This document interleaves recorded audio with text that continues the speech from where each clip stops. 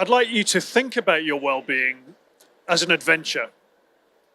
And if I say the words adventure to you, what sort of things come up? Do you feel excited? Do you feel nervous? You might feel there's a journey to go and travel. And I'd like to take you back to an adventure that I went on. I just got married. I was in Uganda with my wife. It was pretty hot and humid, and we were with a small group of people that we didn't know well. And we had a destination in mind, but we didn't know how long it would take to get there. We felt excited but nervous, and we needed guides to get us there. They had machetes, they had machine guns. And it was a long trek up and down undulating terrain. And eventually, after 2 hours, we ended up in this clearing, and we saw these amazing silverback gorillas in their natural habitat. But for us to get there, we had to trust our guides. We had to anticipate the unknown, and we had to overcome adversity. And sometimes with our mental health and well-being, it's exactly the same. But if we do that, if we can start to manage our mental health, we can have this awesome experience. So I'd like to start with a couple of definitions. What is well-being? And from the World Health Organization, well-being is something that encompasses quality of life and the ability of people and societies to contribute to the world with a sense of meaning and purpose. That's a pretty positive definition, right? It's something that is, kind of inspiring, really. And if we think of mental health, which is a subset of well-being, mental health is a state where an individual realizes their own abilities, can cope with the normal stresses of life, can work productively, and can contribute to their community. Again, we think of mental health, we often think of negative perceptions of illness, whereas mental health is a positive thing that enables us to realize our goals, contribute to our community, work productively. Do we think of images like this when we think of mental health? Black and white photos of suffering, of depression, of anxiety, of PTSD. And the thing is, we all have mental health. The most important stat I'll share with you today is 1 in 1. We all have it, and if we accept that, we can accept we all exist on a continuum, from struggling through to thriving. And for me, I find this really empowering, because if we are struggling with our mental health, which we all do from time to time, there is hope that the next day or the day after that, we can be more to that thriving end of the continuum. Yeah, I've been down there at the struggling end. And today, I'm much more at the thriving end. I'm so excited to be here. I'm looking forward to spinning a few tunes for you for the disco in a while. I'm engaged and highly purposeful of what I do. So I'm going to ask you this question. And this question we're asked 10, 20, 30 times a day. How are you? And what do we say? I'm good, I'm fine, I'm okay. Or if we're British, I'm not too bad, right? We don't answer that question honestly and authentically where our well-being is concerned.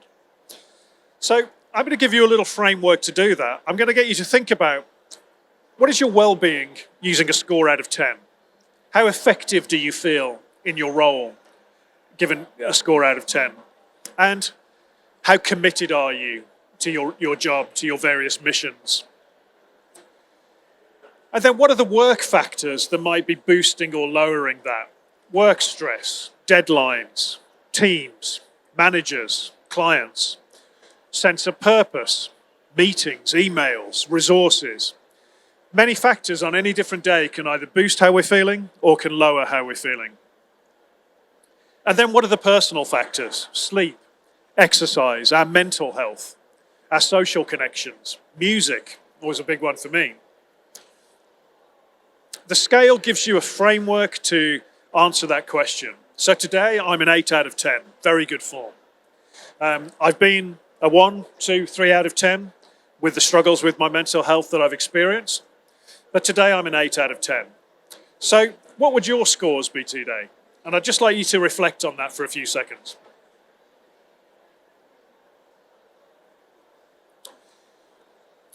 So just thinking about this, if you're a 4, 3, 5 out of 10, what would it take for you to be the next score above? What would it take to be a 5, 6, or a 7?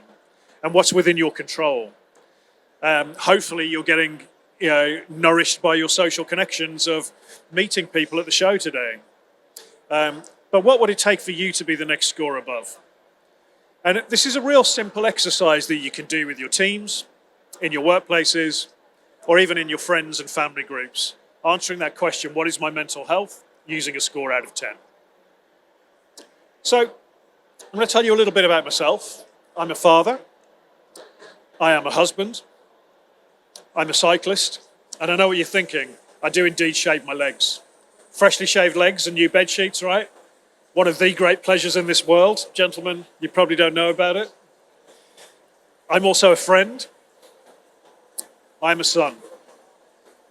I'm a public speaker, stating the obvious. I'm a teammate. I'm a social entrepreneur.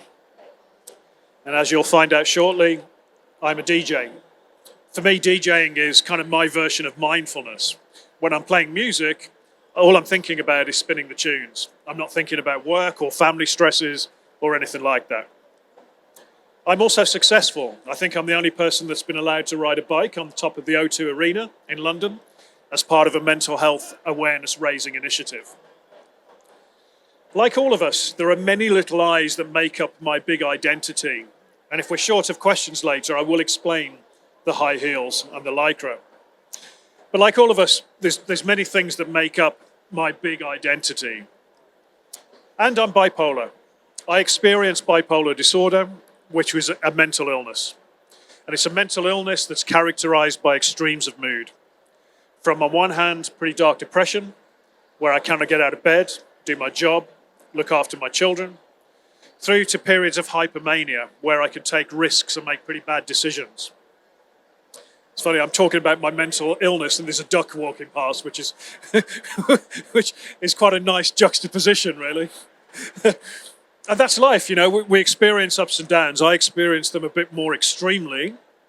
And there's been times where, I haven't been able to get out of bed and go to do my job. I remember a time at university when I was 21, where there was a knock at the door. It was 7 p.m. And I experienced this fear reaction because I couldn't face the people on the other side of that door. And it was two of my best friends taking me to some university function or another. I couldn't face them. I did not know why. When I was 30, I spent increasing amount of time just not going to my office in the job I was in. Couldn't face it. And my boss at the time said, I think you need some help.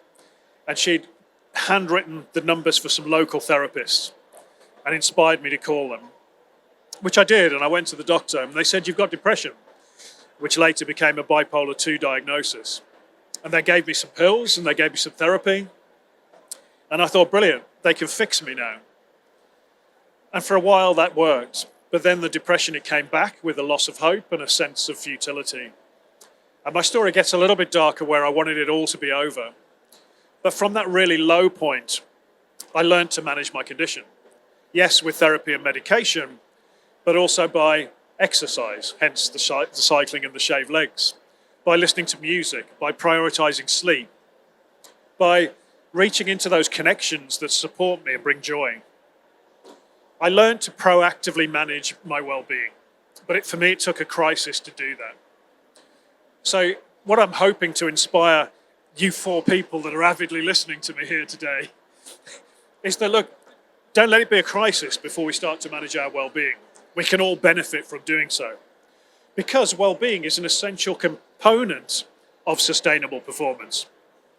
So 2 gentlemen there, I used to play basketball as a kid. LeBron James has just completed his 22nd year at the top levels in the NBA in the US. Roger Federer, one of the greatest tennis players of all time. The things that these 2 gentlemen have in common, aside from sustainable greatness, is that they both understand the importance of prioritizing their well-being to achieve that high level of performance. So LeBron sleeps for 10 hours a night and takes a 2-hour nap every day. Roger famously slept for 12 hours a night when he was in competition. Anyone here get 12 hours last night? Anyone remember the last time they got 12 hours sleep? 10, 9? So they know to perform at their best in intense competition, they have to prioritize recovery I mean, LeBron spends $1 million a year on his mental and physical well-being. I appreciate we don't all have the same resources, but our most precious resource, our time, we can allocate more of it to our well-being. And it doesn't need to be meditating for an hour or running a marathon. It can be just little tweaks to our lifestyle. Oxford University and BT have proven the causal link between well-being and productivity by assessing the happiness of their call center employees and looking at their output. And on average, happier employees were 13% more productive. And for 70% of us, our line manager has more impact on our mental health than our doctor or our therapist, and it's equal to that of our partner. So for those of us that have the privilege of managing others, it's really important to understand the impact we can have on those that choose to follow us. Oxford University can also tell us the biggest cause driver of well-being in the workplace is belonging. Do we have that sense of belonging in our workplace? And that speaks to workplace culture. So I want to give you a few tips on managing your well-being. Again, when you reflected on your well-being, there'll be different drivers for you today, but there's some of the common ones. So sleep. You know, if you get a good night's sleep, you feel better immediately, right? You get that sense of energy, that sense of motivation. You also manage risk better. You make better decisions.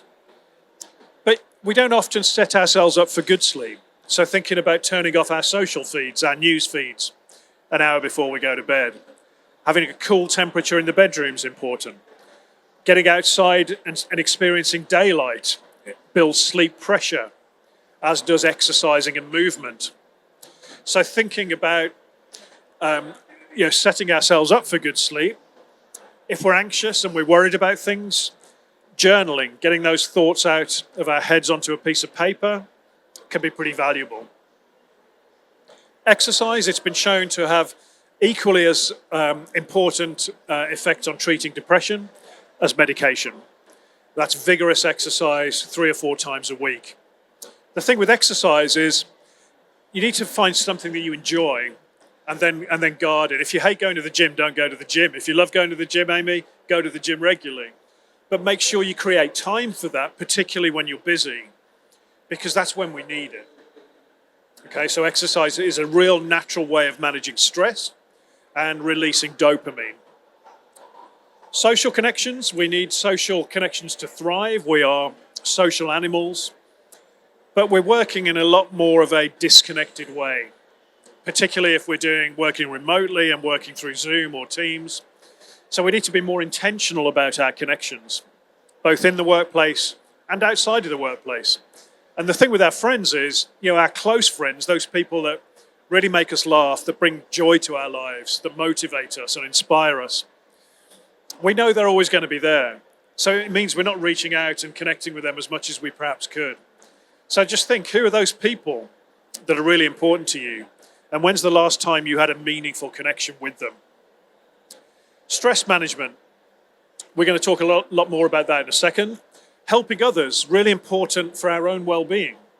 So if you can be helping others as part of your job, or by volunteering, or just random acts of kindness, that also gives you a very natural boost to your own well-being. Sense of purpose and meaningful activity. Again, we need this to thrive. Hopefully most of us get some meaning and purpose from our workplace, but we might need to supplement that with our hobbies, learning a new skill, etc. And then financial well-being. I mean, everything is just so much more expensive, right? I don't know anyone that hasn't felt the impact of the cost of living rises. It's a big topic on its own, but if you're worried about finances, don't ignore it, because it can cause stress, it can affect your sleep, affect motivation. Seek some help, kind of talk to your partner, talk to your friends, talk to the bank manager, talk to Citizens Advice. But if you're worried about finances, don't let it fester and build up. Okay, I want to talk a bit about stress. So what is stress? So behind you over there is now a saber-toothed tiger, okay? Now we've been biologically evolved over millions of years to deal with threats like that saber-toothed tiger. So I can see it, and I see that threat, so my sympathetic branch of my autonomic nervous system is activated, my flight or fight. My blood pressure rises, my heart rate rises, the blood flow is diverted to my muscles ready for action. The stress hormones of adrenaline and cortisol are released into my system. Now, I'm not going to fight that tiger, I'm going to run away and hide, which I do effectively, and that tiger goes after different prey. What I do then is I rest and digest. I recover from that activity that has saved my life. Now, your threats are not saber-toothed tigers now. They're clients, they're bosses, they're meetings, they're deadlines, they're kids, they're the news at large. The problem in our workplace is we're not giving ourselves that recovery time. We're not allowing our systems to rest and digest. We're often going from one very stressful situation back to back to back without a break. So stress in itself isn't a problem, it's under recovery from stress, which is causing overload and burnout. And this chart will show you that we need a certain amount of stress and pressure to perform. If I was underloaded, Amy, my presentation would be very flat. You may say it's flat anyway, but I'm trying my best, I promise.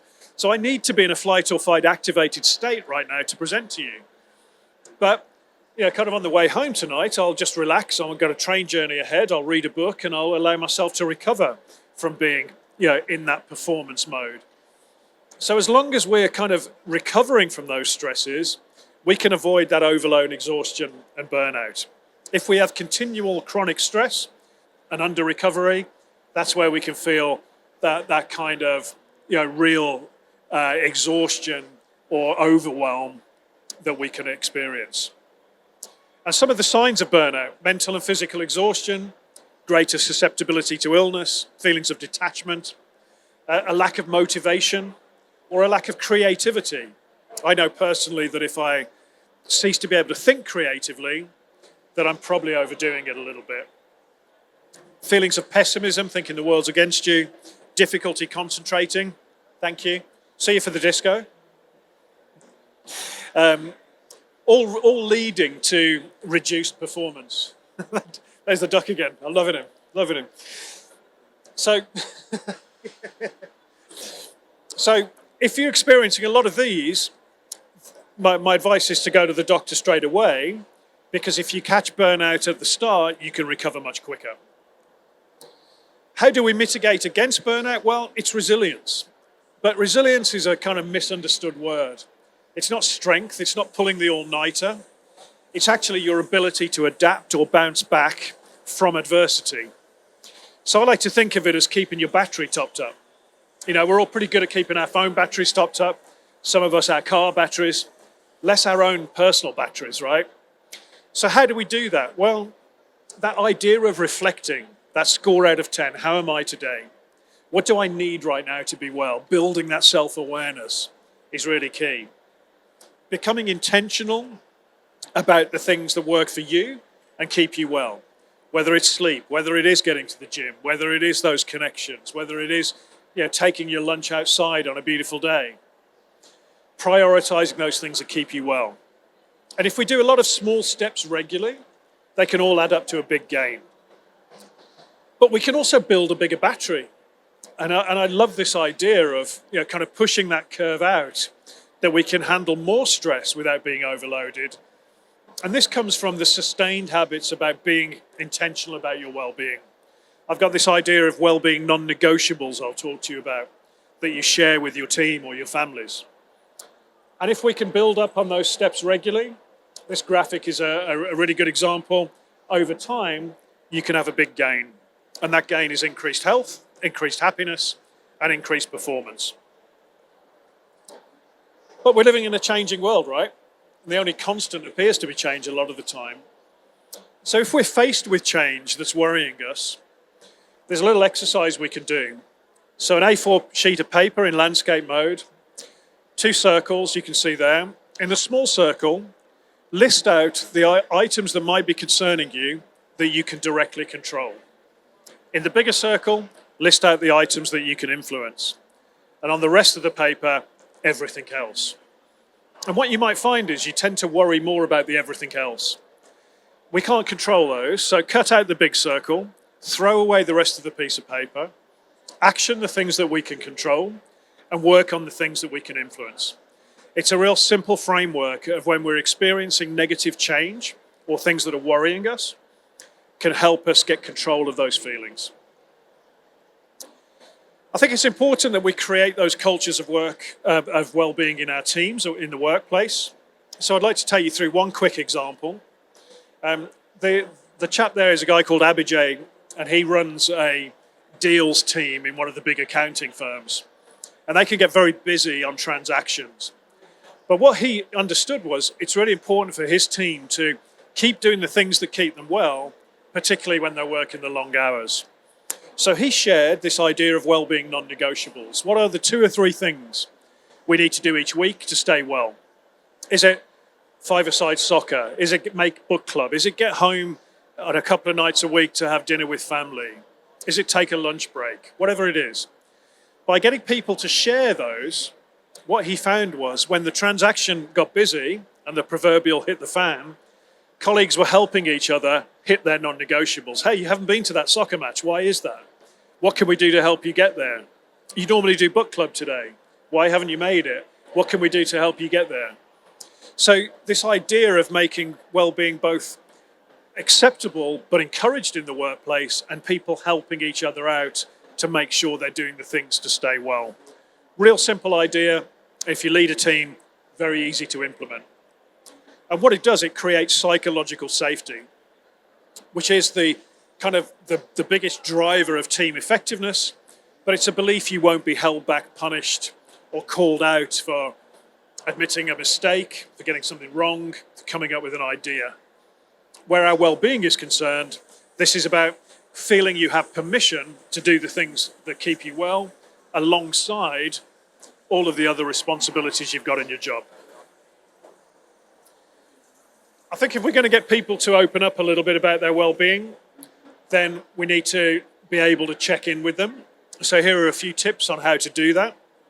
You need to ask the question, how are you? How are you today? You might need to ask it twice. Hey, you're not looking yourself right now. Is there anything I can help you with? What's going on? Being vulnerable helps break the ice and create a safe space. So by saying, hey, I'm a 7 out of 10 today. I was a 5 a few weeks ago. What's your score out of 10? Because you're looking like you're struggling a little bit. By going first, by sharing, again, it makes people more comfortable. And I think often we don't want to help people with their mental health because we're not qualified to fix. And we think, what will we do if someone says they've got depression or they're struggling? Well, we're not qualified to fix, so we shouldn't try. We are qualified to listen by virtue of being a human being. And so don't try and fix, but be aware of the resources you have in your workplace, in your health center, in your community. And that intervention of my boss of saying, I can see that you're struggling. Here are the numbers for some therapists. Please call one. Really changed my life 20 years ago. I think, so be a signposter to the resources you have. I think it can be helpful to ask your colleague or your friend what they need to be supported. They might not be able to tell you if they're struggling, but ask again when they're feeling in a better place, because some people can say, hey, yeah, when I'm feeling anxious, I like to be left alone and just given some space, or I like to be taken for a walk and taken off site. If you've got that knowledge, that can be really helpful next time that person is struggling. And then don't forget to follow up, check in with that person again in the coming days or weeks. So I'd like to leave you with some advice from my 6-year-old daughter. She's now 14 and would probably give us some different advice that I wouldn't necessarily speak out loud. But when she was 6, I asked her, how do we look after our mental health? And she said, no accidents, Daddy, wear your helmet on your bike. She said, use your brain, think a lot, which isn't always the right way to manage our mental health if we're struggling. So then I said, Gabby, if you woke up one day and you were struggling, you felt sad, you didn't know why, you didn't want to get out of bed, didn't want to play like you normally do, what would you do? And she said, Daddy, I would find someone who I love and I would tell them I would talk. Find someone who you love, tell them, talk.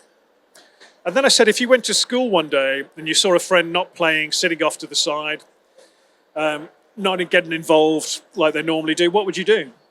And this time my 6-year-old daughter looked at me like I was a complete and utter idiot. She said, "Dad, I would go over and I would ask if they're okay. I would see if they're okay."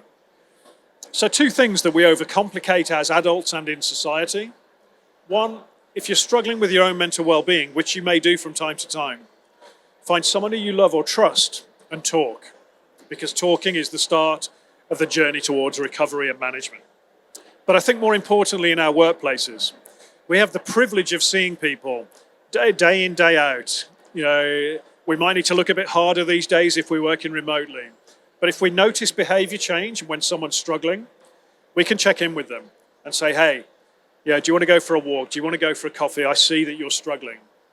Because I can tell you this, at the worst parts of my challenges with depression and bipolar disorder, I don't always want to talk, but it is super, super helpful to know that there are people available to listen. So thank you for listening to me today. My calls to action for you: can you make a personal investment in your well-being? In your workplaces, can you make well-being a strategic priority? Think about those non-negotiables at a team level. Use that question, "How are you today?" and the score out of 10 to check in with others. And all of us, can we role model healthy behaviors where our well-being is concerned? Thank you so much.